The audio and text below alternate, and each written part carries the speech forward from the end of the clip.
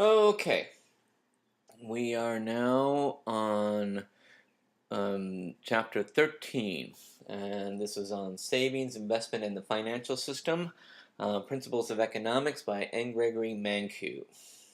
All right, now this chapter we're going to be looking at the main types of financial institutions in the U.S. economy and their function. What are the three kinds of savings? What is the difference between savings and investment? And how does the financial system coordinate savings and investment?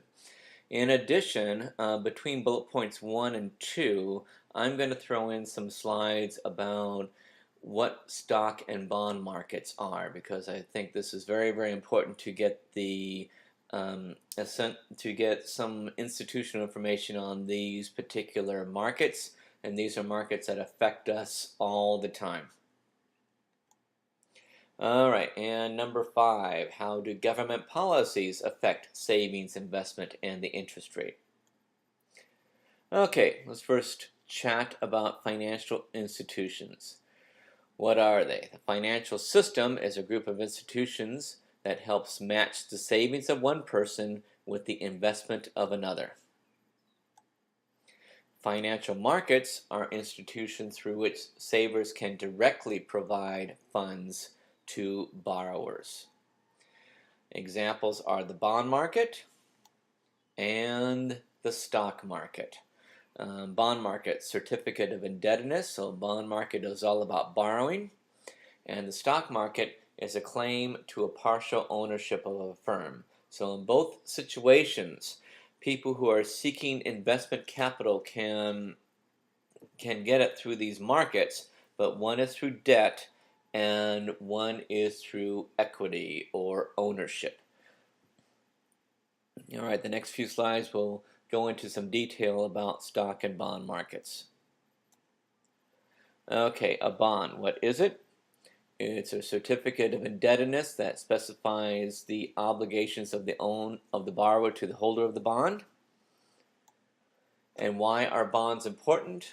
The bond market itself controls the amount of capital available to private and public sectors. So I should say the amount of debt capital available to private and public sectors, because bonds are all about borrowing.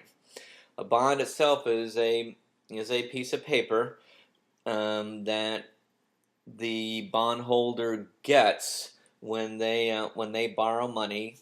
They get the bond, and the bond specifies how the arrangement is going to work with regard to payment of the money back. Now, interest rate characteristics of a bond. The bond term, this is the length of time between getting the money in terms of the bond and when the bond is going to end, and the person who received the money is going to pay the money back. Long-term bonds pay higher interest than short-term bonds. So in essence, there's more of a risk involved, and there's more of a premium for bonds that are longer term in length. When I speak of longer term bonds in the United States, they can be upwards of 30 years. And the 30-year bond determines in large part the amount of capital available for mortgages. Credit risk. There is a degree of risk involved, and that credit risk is determined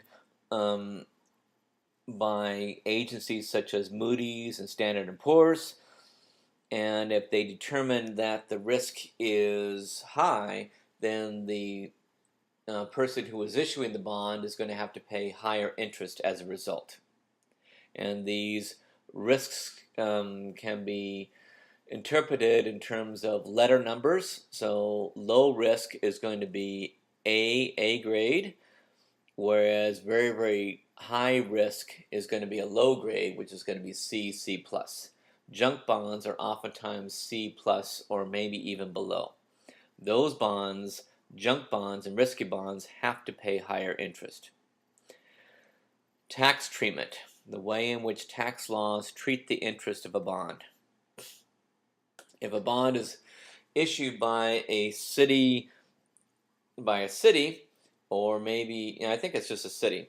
Those bonds are federal tax exempt, so you don't pay the interest on the capital gains or the interest rate gains on the bond, and those bonds can get away with paying lower interest as a result. Okay, there's many different types of interest rates out there. There is the prime rate, which is the interest rate that banks pay their favored customers. There are treasury bill, bond, and note rates, and these signify length of terms for government borrowing, and the government borrows through the bond markets. Bill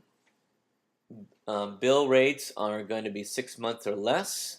Note rates are going to be 6 months to about 2 years, and bond rates are going to be longer terms, 10, 20, and 30-year rates.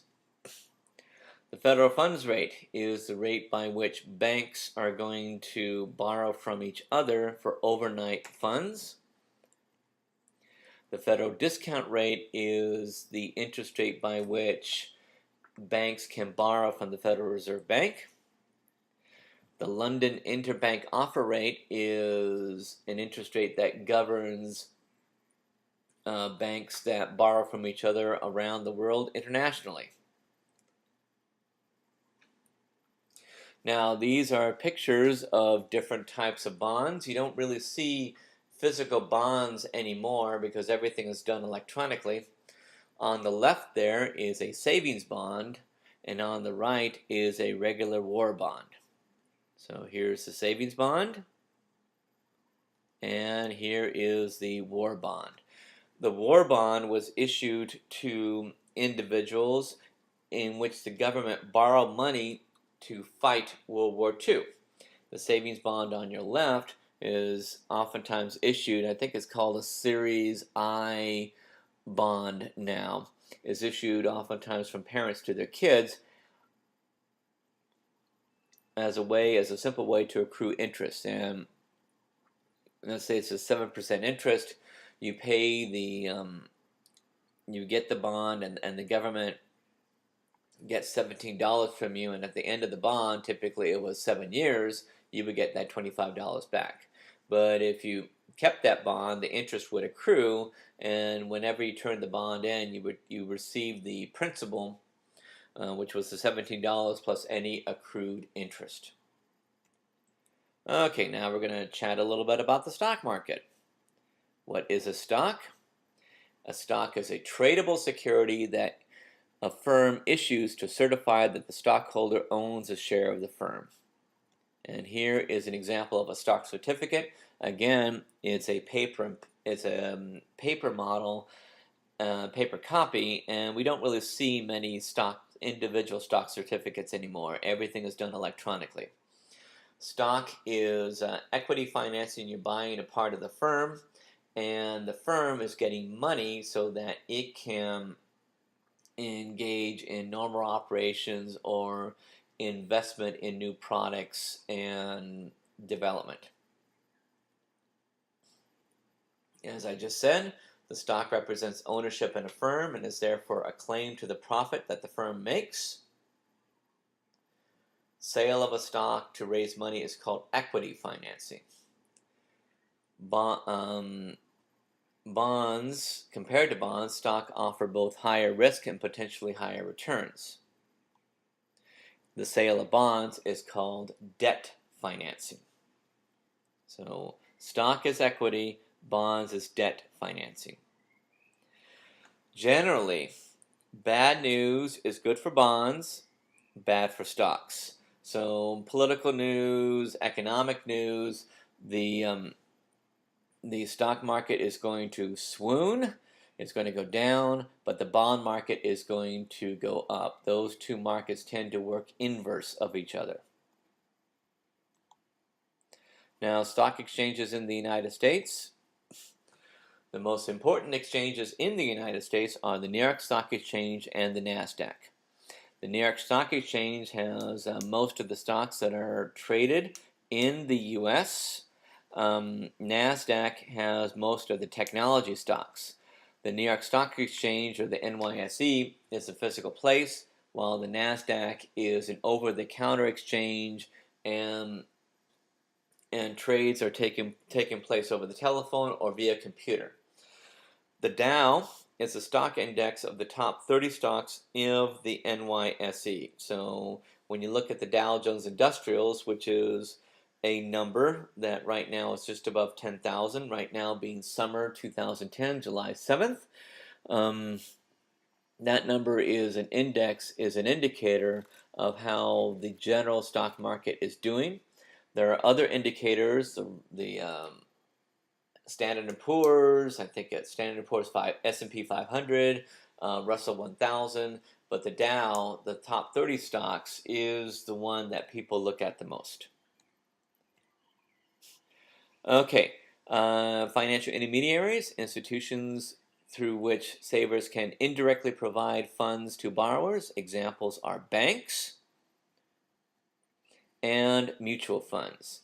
Now, the banks and the mutual funds will put that money into the stock and bond market, hopefully to increase their capital so that they can lend it out to investors.